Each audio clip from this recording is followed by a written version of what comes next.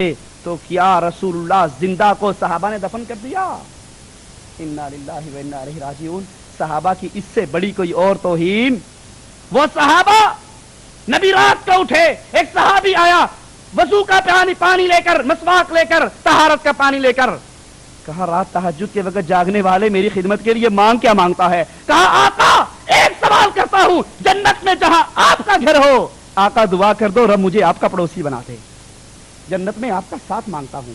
وہ صحابہ جو نبی کے حکموں پر اپنی گردنیں کٹواتے تھے، یہ اہل سنت والجماعت کہتے ہیں انہوں نے زندہ نبی کو قبر میں دفن کر دیا۔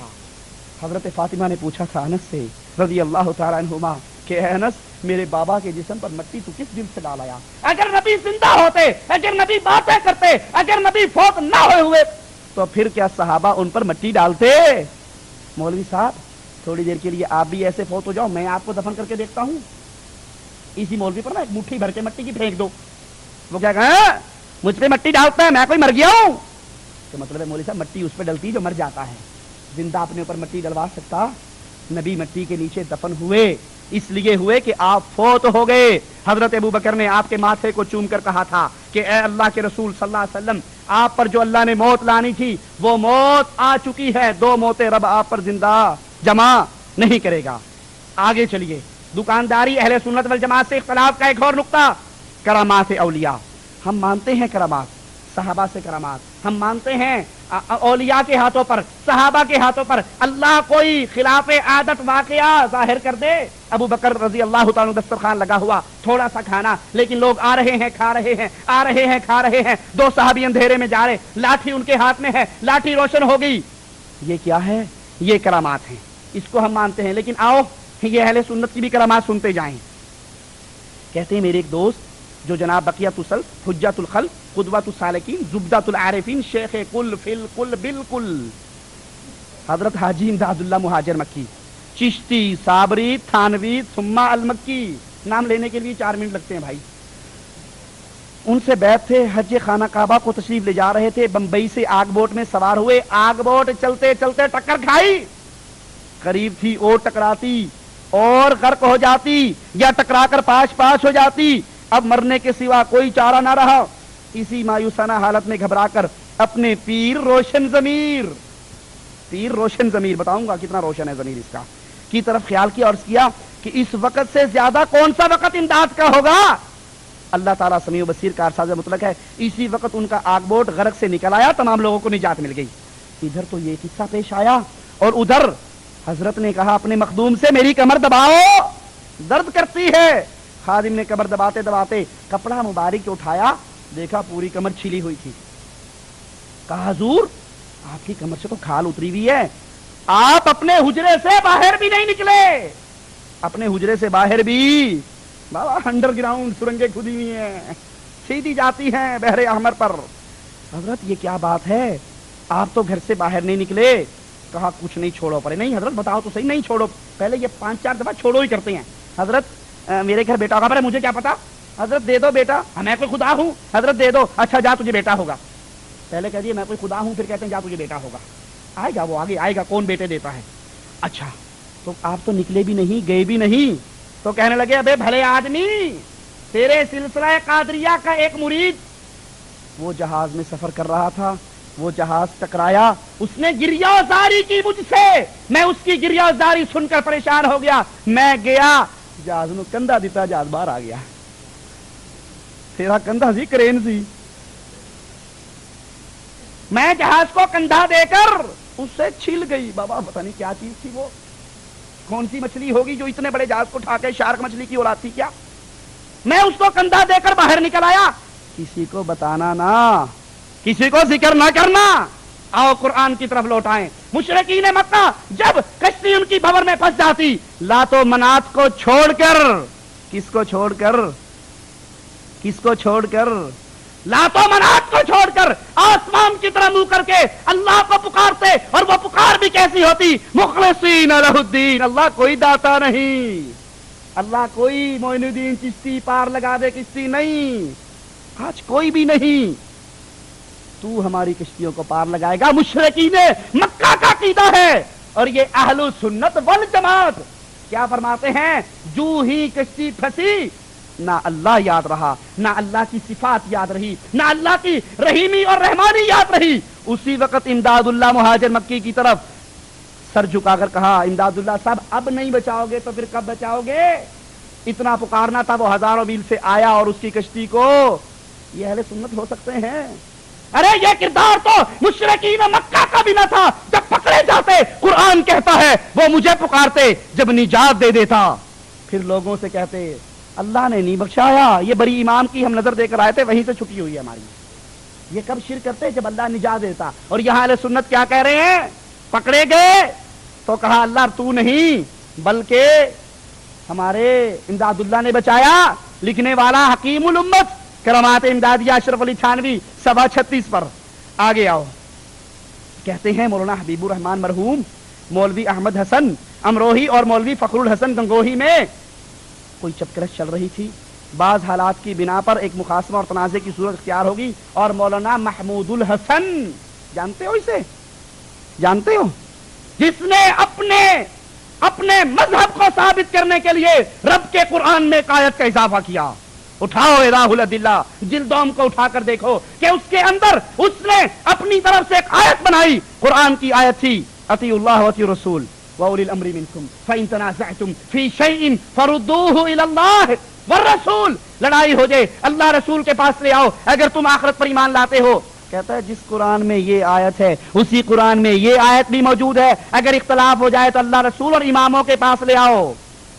یہ وہ قرآن میں ہوگی جو عثمان کی بکری کھا گئی تھی، جو ہمارا قرآن ہے اس میں یہ 31ویں پارے میں ہوگی، 30ویں میں تو نہیں ہے، اس کے یہ بھی اس جھگڑے میں شامل ہو گیا۔ اچھا، اب اسی دن اسی معاملے میں صبح کے وقت مولانا رفیع الدین نے اپنے محمود الحسن کو کمرے میں بلایا، رضائی اوڑی ہوئی، کہنے لگے محمود الحسن صاحب میری رضائی کو دیکھو۔ رضائی کو دیکھا تو اس سے پسینہ گر رہا تھا۔ کہا حضرت یہ کیا ہے؟ کہا یہ کیا ہے؟ ابھی مولانا قاسم نانوتوی جسد انصری کے ساتھ آئے اور کہہ کر گئے کہ محمود الحسن سے کہو اس لڑائی میں نہ پڑے۔ اس لڑائی میں کہاں سے آ گئے؟ روحیں دو ہی جگہ پر ہوتی ہیں، یا جنت میں، یا تو جنت میں جائے گا وہ تمہاری لڑائیاں صاف کروانے یہاں دنیا میں آئے گا، اور جو مشرک ہوگا وہ جنت میں نہیں جائے گا، یہ تو بات ہی ختم ہے، اور جو جہنم میں جائے گا وہ باہر نکلے گا۔ قرآن کہتا ہے کوشش ضرور کریں گے مسور کی دال دیکھنے کے لیے، آتے ہیں نا مسور، کیا پکایا؟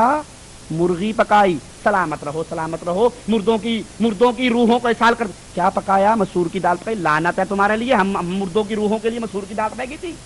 یہ کوشش کریں گے مسور کی دال دیکھنے کے لیے، چھلانگے ماریں گے، رب کے فرشتے ان کے سروں پر لوہے کے گرز ماریں گے، اعیدوا فیہا، پھر جہنم کی تہ میں پہنچا دیں گے۔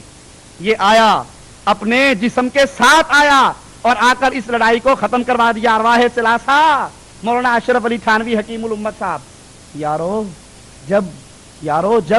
جب حضرت عثمان کا محاصرہ ہوا، جب حضرت علی اور عائشہ کی جنگیں ہوئی، جب حسن و حسین شہید ہوئے، جب معاویہ اور علی کی جنگیں ہوئی رضوان اللہ علیہم اجمعین، تو رسول اللہ صلی اللہ علیہ وسلم کیوں باہر نہ آ گئے؟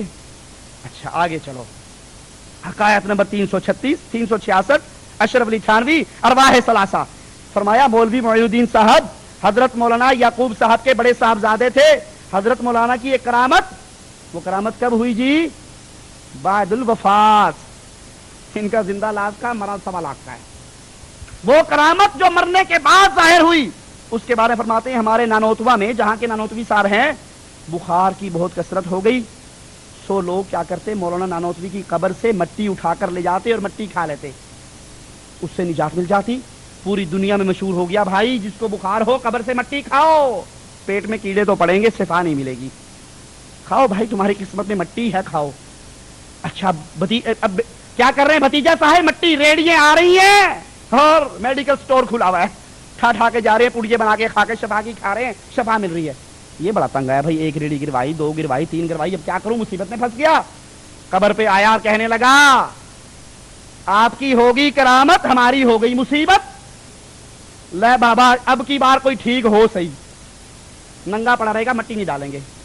مردہ ڈر گیا اندر ہی، بابا تو چیلنج مل گیا ہے کہ اب مٹی نہیں پڑے گی، پھر اس کے بعد لوگوں نے ساری مٹی کھا لی, کسی کو بھی شفا نہ ہوئی. یہ کس سے خطاب ہو رہا تھا؟ یہ کس سے خطاب ہو رہا تھا؟ اور اس نے اس کے پاس وہ کون سی دوائی تھی جو نیچے سے اپنی قبر میں ڈال رہا تھا؟ رسول اللہ صلی اللہ علیہ وسلم کی وفات کے بعد, نبی کی وفات کے بعد حضرت عمر کا دور آیا. قحط سالی ہوئی یا نہ ہوئی؟ ہوئی. لوگوں نے کتنی مٹیاں کھائی اور کتنی مٹیوں کے واسطے دیے اور کتنے نبی کے واسطے دیے؟ کچھ کیا؟ اللہ سے دعا کی, اللہ جب تک نبی زندہ تھا ہمارے لیے دعائیں کرتا تھا, آج ہمارا نبی فوت ہو گیا, اس کے چچا عباس کو لے کر آئے ہیں, بڑا ہے علم میں, تقوی میں, بزرگی میں, اللہ یہ ہمارے لیے دعا کرے گا, تو اس کی دعا کو قبول فرما لینا. اور یہاں تکلیف آئی تو فوراً قبر کی مٹی کھلائی, اور قبر کی مٹی کھلاتے ہی اس کے فوراً بعد ہی وہ حضرت کی بیماریاں ختم ہوگی. آؤ تھوڑا سا یہ دیکھو, یہی وہ مشرکین مکہ والی صفت آپ نے پڑھ لی, اور اگر آپ اس سے آگے نکلے تو پھر آ جاؤ. اللہ اکبر. یہاں کیا کہتے ہیں حضرت؟ کہتے ہیں جی ایک مناظرہ ہوا دیوبندی مولوی کا اور بریلوی مولوی کا, دونوں کا مناظرہ ہوا. ٹھیک ہے جی, دیوبندی مولوی صاحب مناظرے سے بڑا ڈرتے تھے, تاریخ طے ہوگی, معاملہ طے ہو گیا, لوگ آگے. بریلویوں کا مولوی اس نے کیا کہا, وائس مولانا صاحب بڑا زبردست عمامہ طویلہ عریضہ سر پر لپیٹے ہوئے کتابوں کے پشتارے کے ساتھ مجلس میں اپنے حواریوں کے ساتھ جلوہ افروز ہوئے. ادھر یہ غریب دیوبندی امام, ضعیف, مسکین شکل, مسکین آواز, خوف زدہ, ترسا, وہ بھی اللہ اللہ کرتا ہوا سامنے آیا. سننے کی بات یہ ہے کہ اس کے بعد اس دیوبندی امام نے مشاہدے کے بعد بیان کیا کہ مولانا واعظ کے سامنے جو ہی بیٹھا, اس مولوی واعظ کے سامنے جو ہی بیٹھا, ابھی گفتگو شروع نہیں ہوئی تھی, اچانک اپنے بازو میں مجھے محسوس ہوا کہ کوئی شخص آیا ہے جس سے میں نہیں پہچانتا, وہ بھی آ کر بیٹھ گیا, اور مجھ سے وہ اجنبی اچانک نمودار ہونے والی شخصیت کہتی ہے, گفتگو شروع کرو, مناظرہ شروع کرو, پریشانی کس بات کی ہے, اور ہرگز نہ ڈرو. دل میں غیر معمولی قوت اس سے پیدا ہوئی. اس کے بعد دیوبندی امام صاحب کا بیان سنیے کہ میری زبان سے کچھ فقرے نکل رہے تھے, اور اسی طور پہ نکل رہے تھے کہ میں خود نہیں جانتا تھا کیا کہہ رہا ہوں. ٹیپ ریکارڈ لگ گیا اندر ہے, مولوی نانوتوی بول رہا ہے اندر سے, اس کی زبان ہل رہی ہے کارٹون کی طرح, اسے پتا نہیں کیا کہہ رہا ہوں. اچھا نکلتے رہے. اس کا جواب مولانا واعظ نے ابتدا میں تو دیا, لیکن سوال و جواب کا سلسلہ بھی دراز نہیں ہوا تھا کہ ایک دفعہ مولوی واعظ کو دیکھتا ہوں اٹھ کر کھڑے ہو گیا, میرے قدموں میں سر ڈالے ہوئے رو رہا ہے, پگڑی بکھری پڑی ہے, اور کہتے ہیں حضرت میں نہیں جانتا تھا, آپ اتنے بڑے عالم ہیں, للہ مجھے معاف کیجئے, آپ جو کچھ فرماتے ہیں یہی صحیح ہے اور یہی درست ہے, میں غلطی پر ہوں. یہ منظر ایسا تھا, مجمع دم بخود رہ گیا, کیا سوچ کر آیا تھا کیا ہو گیا. دیوبندی امام نے کہا کہ اچانک نمودار ہونے والی شخصیت میرے نظر سے اوجھل ہو گئی. آپ نے دیکھا نا, ہم نے زمانہ جاہلیت میں دیکھا تھا, اللہ ہمیں معاف کر دے, کیا اللہ دین کا چراغ ڈرامہ, وہ جب بھی کوئی پریشانی ہوتی نا وہ چراغ دباتا, جن حاضر ہو جاتا, جن حاضر ہوتا ساری پریشانی ختم کر جاتا. ادھر مولوی نانوتوی جن کی طرح آیا, جو ہی مناظرہ ختم ہوا بھاگ کے اپنی قبر میں پھر چلا گیا. ارے باولو, جو اپنی قبر سے آ کے مناظرہ کر سکتا ہے اپنی بیوی کے پاس نہیں جا سکتا کیا؟ جو مناظرہ کر سکتا ہے یتیم بچوں کے سر پہ ہاتھ نہیں رکھ سکتا؟ اے اہل سنت کا دعویٰ کرنے والوں, قرآن کہتا ہے جو مر کے زمین کے اندر چلے گئے ان کو نہیں پتا کب اٹھایا جائے گا. اور یہاں مناظروں میں